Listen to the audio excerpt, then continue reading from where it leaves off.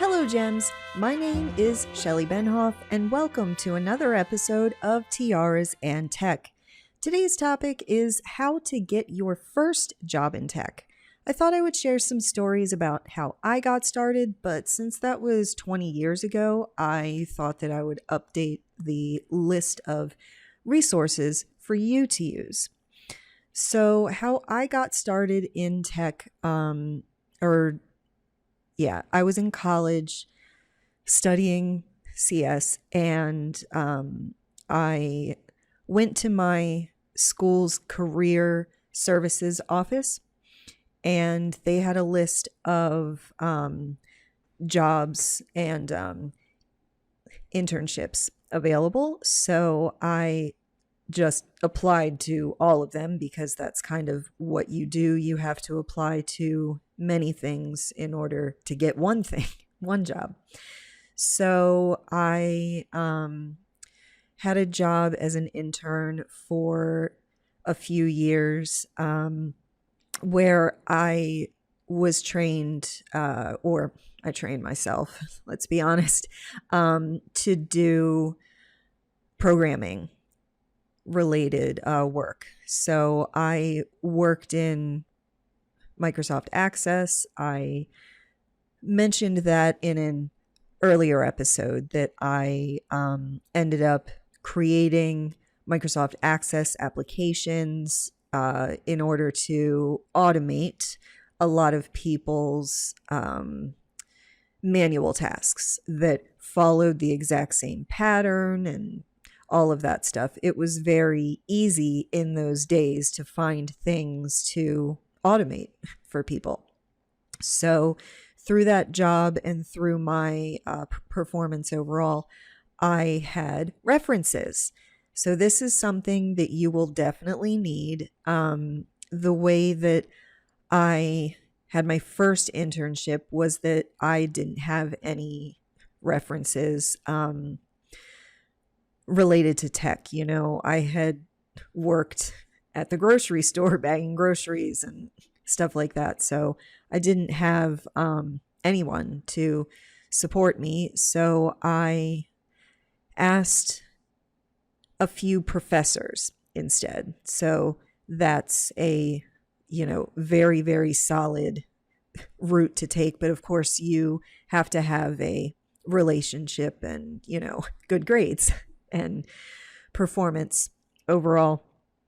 I earned references through my first internship. And once you have references, it makes it a lot easier to progress. It makes it easier to land jobs. It does not make it easier to land interviews. So the way that I got my first interviews, I graduated college in 2002. And at that time, the economy was really bad and all of that. So I did not have a job when I left college or graduated. And I was, crushed about that because literally all of my friends had jobs except for me. So I remember sending out just hundreds of resumes. Oh, and in those days, I actually had to print them out and mail them, because a lot of the times the companies hadn't, upgraded with the times. A lot of places did not have, job postings on a job board. So what I did was I looked at every company that was remotely related to the technical skills that I had or I was interested in, and I would apply through that. At that time, most companies did have websites with a career section. So, and I mean, as a person in tech that was very interested in web development, I don't think that it would have been a good fit for me to apply to companies that did not have online applications. But again, at the time, there wasn't like 100%. It was hit or miss. So the other thing I did not have at the time was remote work. That was not a thing yet. So I applied to companies I lived near, and maybe even some that I did not, and I would have had to relocate all over the place. So yeah, I sent out just, again, hundreds of resumes and would have maybe, 2 or 3 interviews. But once I landed the interview, I had a really good track record of progressing to job offers. I don't exactly know how I did that. I guess it was more my technical expertise at the time. I've always been a perfectionist. I have always just wanted to excel to the highest level. So starting out for me as a newbie developer was really, really hard because I got knocked down a couple pegs. But you know what? That's okay. That's good in life to stay humble and balanced. So yeah, I don't remember where I was going with that, but that's okay. I used other than company sites, we did have a few job boards online. In my day, it was Monster, Career Builder, Dice, and when I was really like not finding any jobs and I was just desperate, I needed money, Craigslist. I do not suggest Craigslist. Oh my gosh, I have to tell this story. I worked for this company I found on Craigslist, and there were payment problems. I was never paid in full for all of the work I did. So the payment problems didn't start until there was a shift in management. That's also something when you find a job. If there's a large shift in management, it is time for you to look for a new job.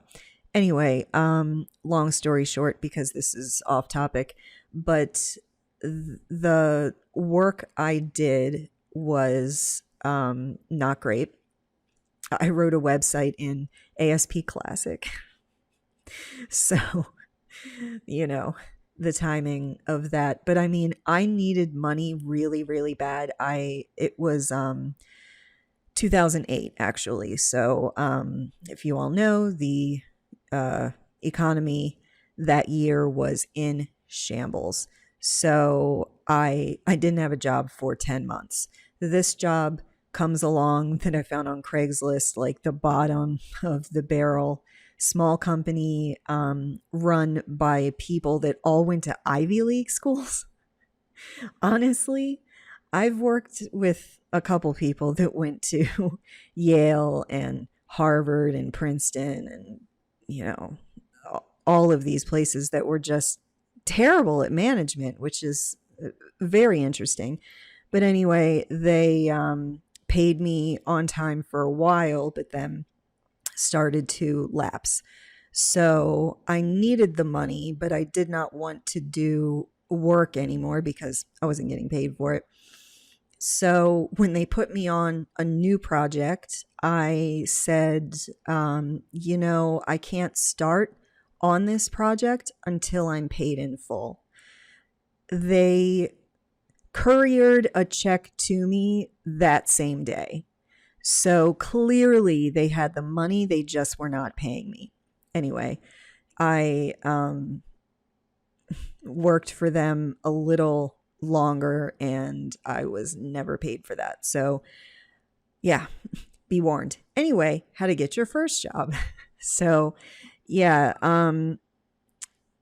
I went to job fairs in person because, again, online ones weren't really a thing yet. So just any tech job fair around, or even, an hour away, 2 hours away, whatever, I went. Job fairs are very stressful. You are kind of applying and interviewing for a ton of places all at once, and it's just exhausting to say the same things over and over. But they're a good place to get in. I would say that for me, I found a few jobs that way, but most of my jobs were actually found online, either on job boards or through companies' sites. But once you have kind of a path in your career, you need to find yourself a good recruiter. These can help you, expand your search. As companies hire recruiters. I've also worked at companies that had a internal talent manager, which I'm not. I don't know why recruiters would allow that, but anyway, I've worked with about 1% of all the recruiters who were actually good. I've probably worked with 50 plus recruiters in my career, and most of them were, really salesy. They earn commission on us as people, and they didn't give a shit about me personally. They looked at me as profit. So when a recruiter urges you to lower your price, run away. It's your asking price, and also go into an interview knowing your asking price. You can estimate it using tools like salary.com. I can't think of any other sites off the top of my head, but yeah, you need to research your location. I'm actually not sure if that's true anymore. Actually, I would say you need to search the location of the headquarters of the company you're interviewing for. For example, I lived in Maryland. I had multiple jobs with companies who were in California. So obviously, California salaries are higher because the cost of living is higher. As a remote employee, I knew this, and so I looked for the higher salary, the California one, and that's the one I got. Had I looked at Maryland's salary, I would have earned like $20,000 to $30,000 less per year. So, yeah, you're worth it. You're worth every penny. So know your salary, connect with a recruiter who's not salesy, who is interested and cares about how long you will stay at the job that they place you in. I've also had recruiters, when I quit jobs before the contract ended, they got mad at me. So, but had they cared about what type of job I wanted, then that would have been different. I do also urge you to have a portfolio for devs. Honestly, just a public GitHub is enough. That's completely fine.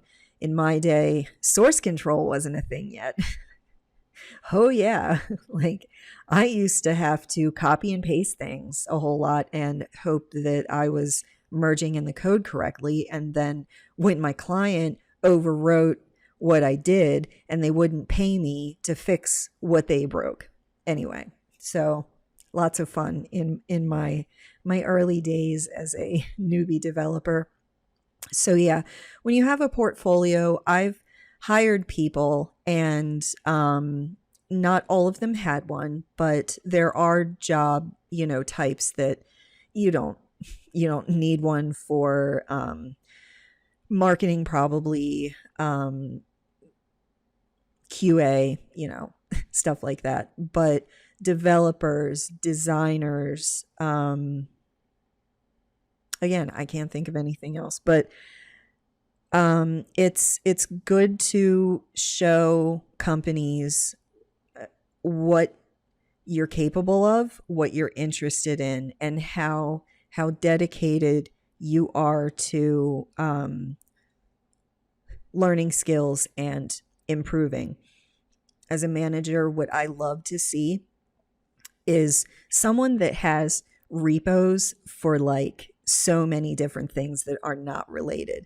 For example, they could have web stuff. They could have video game development. I actually have that in mine, or front end stuff and also back end. But I really, you guys, don't suggest full stack. A lot of people are. I tried it for a while. The front end part of it destroyed me because your libraries, change every 2 years and you have to learn the cool shiny new thing, and it's a lot, and you aren't specialized in anything. The saying, jack of all trades, master of none, or whatever. I don't think I said that right, but that's okay. Yeah. So portfolio's good. User groups or communities. These are a relatively new thing. I certainly did not have this in my time. These communities can connect you with mentors. They can connect you with people who are looking for jobs and reaching out to specific groups. I'll list a few here. 100 Days of Code. This one is very popular on Twitter. It's a hashtag. I see a lot of people who are starting out, collaborating on projects, having portfolios and all of that. I follow a lot of these people. I mentor a lot of these people, and they are amazing. You'll love it. Some other ones are Girls Who Code. That one's more aimed towards the younger crowd who's still in school, but it's still a great organization. I'm a huge fan. There's also Women Who Code. That one isn't. There are many organizations for this, but I'm talking the hashtag mainly. I've met so many women that are amazing and have like awards and are so inspirational through that hashtag. There's also Moms Who Code, for those of you who have children and are trying to enter tech, or you're just changing your career entirely. I applaud you. I do not have children, and the people involved in Moms Who Code really all have a kindred spirit, right? So I can't assist you with that, but I can point you to a person or group who can. There's also Women in Tech. They have a lot of groups that are local. So pretty much every large city has one with conferences and meetups and Slack channels and stuff like that. The latest one I have supported the most is Black Girls Code. This one, I love everything that they do. And I really champion companies who reach out specifically to them to find talent. I think that it is very important to not exclude specific groups just because they aren't more available, right? So targeting specific user groups or communities for jobs is something that people do, which is great.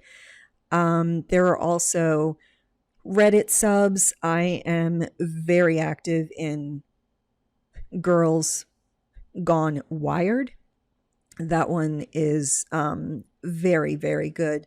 We all kind of have the same stories. Actually, the overwhelming posts are young girls who are experiencing stuff at work and they're not sure if they should be upset about it. I think a lot of you can probably relate to that, and it just makes me so sad because I have been there. I have been that person that, wants to people please and all of that, and it's not something that you expect after you have a job. But anyway, back to how to get jobs. A really good one is look for communities in the specific technology you are interested in. For example, Docker and Kubernetes both have Slack channels. So I'm in both. And you can connect to people. Sometimes they have like a job channel as well. So that's an excellent resource to kind of know who to contact for specific jobs, because generally the person posting in there is the hiring manager. So that's an excellent way to find jobs. I'm going to put links to all of these in the show notes / description if you are watching this on YouTube. Something else that I did to get jobs a little more recently, I've gotten jobs from Twitter. So that was amazing. I really couldn't believe it was happening at all. So just that companies generally, their HR rep will advertise. Yeah. So, click the link and apply. And that one is interesting. I don't know if I would do that now, but it works. So yeah. I think there are also a lot of job postings through Facebook as well, but I am not on there anymore. I left. Anyway, that's a story for another day. So I want to go back to qualifications. one of the overwhelming things that women do is that we don't apply for jobs if we don't meet the criteria almost 100%. Men, on the other hand, will apply for jobs when they have maybe 25% to 30 of the qualifications. As a manager, I can tell you that I never got the unicorn that has 100% of the qualifications I was looking for. You're always going to have to skill up a person, teach them either a new technology, a new skill set altogether. I had jobs in web dev years ago where I was accustomed to web forms in .NET and MVC, man, MVC. I hadn't learned it and I didn't know how to learn it, and so I learned it real slow in a stupid way. But yeah, the company that hired me knew this, and I mean, MVC was a really different animal than web forms, and it took me a while to work it out. So yeah, like, don't feel discouraged. And a lot of companies, they post these things. I know, like, the running joke is for a job posting to require these ridiculous things that aren't even possible, like requiring more years of experience in a certain technology that has not been out that long. You'll actually see that, because a lot of the times the people writing these don't know how long that technology has been out. And so they'll ask for, 30 years of C# or something. Anyway, yeah, so, and I fully believe that it should not matter if you have a degree. I have one, but I know a lot of people that do not and are amazing at everything they do and learn really quickly. And I have this piece of paper where I learned a whole bunch of technologies that are not relevant anymore. Like, I took COBOL for 2 years, and I know that that is still relevant, but at the time I was learning mainframe while the internet was taking off. So anyway, it shouldn't matter if you do not have a degree. If you are in that position, please do have a portfolio, at least. And references help as well. But I think that it's important to show what you're working on or have in the past. Okay, so we talked about a whole bunch of stuff here. I'm trying to think of other outlets that you can take. So for kind of online sites, online job boards, as I said, I used job boards 20 years ago, so I will update you now. I think the most popular one is probably Indeed. I looked around and Dice is still active. Now that one is, or it was, I'm not sure if it still is. That one's tailored to tech specifically, where Indeed, when you do a search, you're going to get advertising for, insurance agents, especially Aflac. That one is just all over that site. Yeah. I have never seen like scams on either, because I believe for both, the companies posting ads have to pay. So that's where Craigslist is one to stay away from unless you're really desperate, I guess. But what I want to point out is that, I've been in the position where I had like 25 cents in my checking account and rent was due and all of that. And I won't really say that I spent money in a bad way. I mean, I do like to shop and I like handbags and stuff like that. So maybe at that time I should have not, because it's really important to manage your career. And the number one way to do that is to have savings. And this will allow you the time to look for the job that is right for you, to not have to take the crappy job. Or once you do take the crappy job and realize it's crappy, you can quit.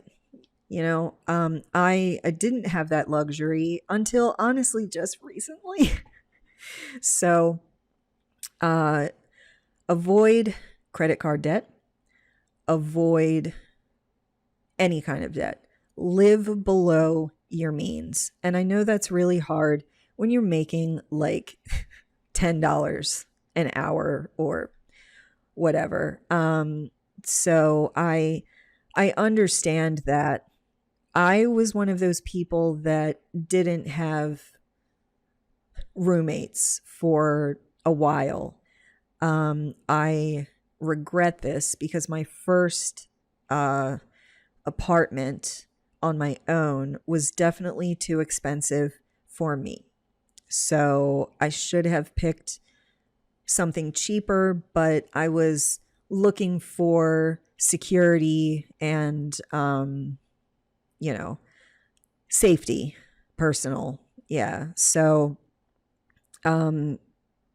make sure that you are spending wisely. Don't eat out too much. Learn to cook a lot. There are really good recipes for ramen to help you get started if you're not a regular cook. Some other things that I would suggest to reduce your overall spending is spending on things like alcohol, cannabis, vices. Not only are they, not great for you, I think alcohol is more not great for you, but they are very expensive. So if you're out a whole lot and you're spending like $50 a night on alcohol, then try to curb that a little bit. And yeah, I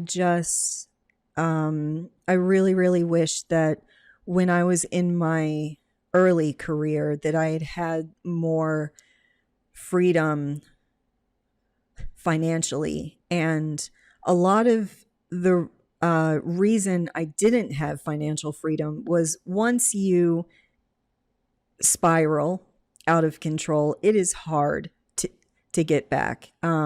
If your rent is late, if your credit cards are late, it impacts, you get hit with fees and your credit score is horrible.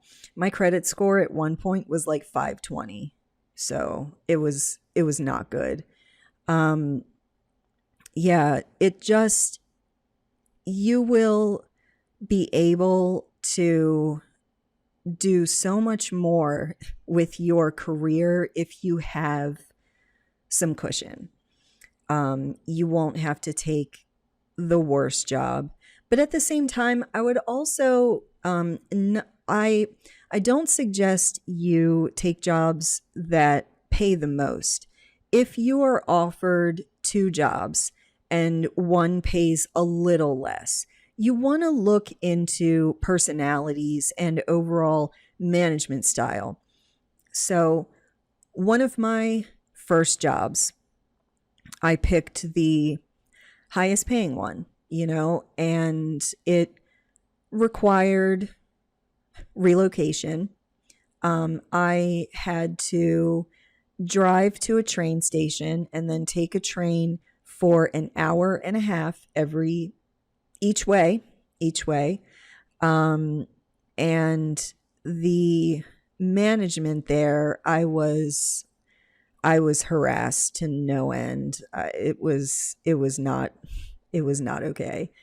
And if I had had more of a cushion, I would have quit or looked for another job. I don't know why I stayed at so many jobs that I hated out of, I don't know, loyalty or something, because they gave me a chance because I was new. Yeah. So when you are interviewing at first, definitely ask some very poignant questions of the interviewer. Also be very cognizant of the fact if every person you interview with is male.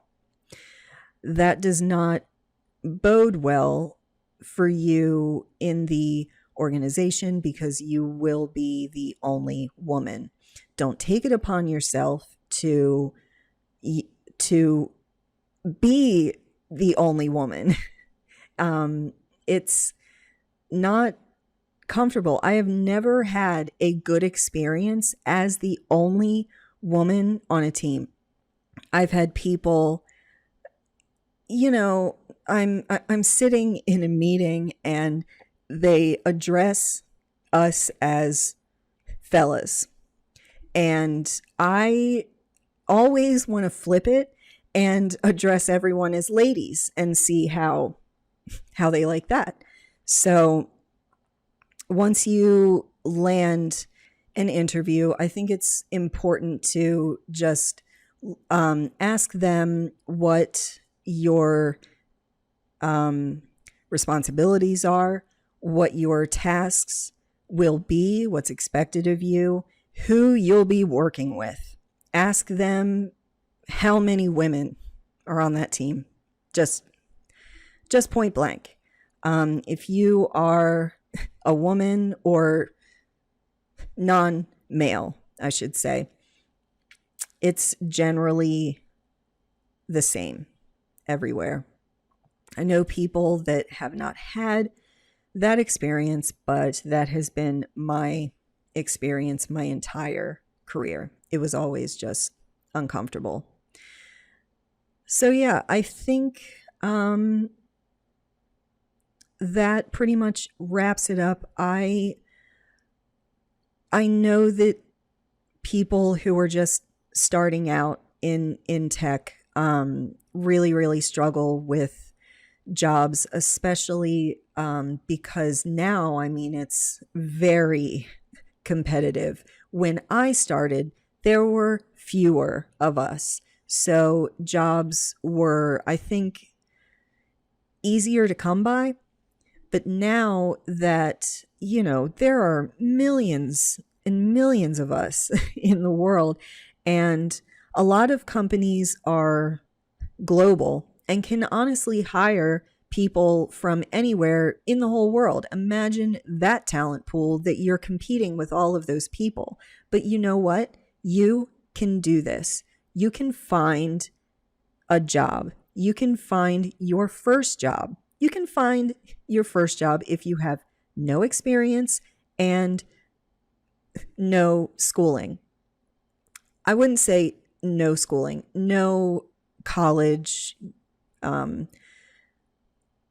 type thing. You could go for certifications, but I've honestly seen people that have blown my mind. They get tech jobs when they have no experience in tech, are changing careers potentially, and it was mainly personality and interest. I think when we as managers are looking for talent, if somebody comes in and they knowingly want to learn a skill you need, honestly, well, obviously, you as a manager need a person who has that skill. But you can also train skills. And I think that a lot of managers realize this, and people who have a tech hobby, coding hobby, could definitely turn that into a career. Again, a portfolio helps because I want to see your code. So I think that about wraps it up. When you are looking for jobs, be confident in your skills. Once you lose confidence, and it's really, really hard when you apply to hundreds of jobs and you only get like maybe 3 or 4 interviews, or maybe even sometimes they contact you and the interview is canceled or whatever. That's happened too. But just know that you are worth every penny. You can do this. You can get a job in tech. Your first job in tech is probably the most important. I'm sorry, but you need to have a professional network. So once you obtain a job, hopefully it's a good job, because that is what you deserve. You deserve a good manager. You deserve to learn and to grow and all of that stuff. So make sure that your manager, or at least co-workers, you are close to them-ish, you trust them, and they can write you a reference. They can act as a reference for you to apply to jobs. Most companies, I think, ask for about 2 or 3. So try to have as many references as you can. And with that, I'm going to wrap up this episode. As always, these episodes are sponsored by Pluralsight. Pluralsight is the premier learning platform for technology skills. With a Pluralsight subscription, you can have access to thousands of courses by industry experts, including myself, covering topics from programming languages to soft skills, including leadership and management. Visit Tiaras and Tech /Pluralsight to get started with a free 10-day trial today. If you want to support us, please like, subscribe, and share this episode with your fellow gems. Let me know in the comments what other topics you would like to cover, and follow Tiaras and Tech on Twitter. Thanks for watching, and have a great day.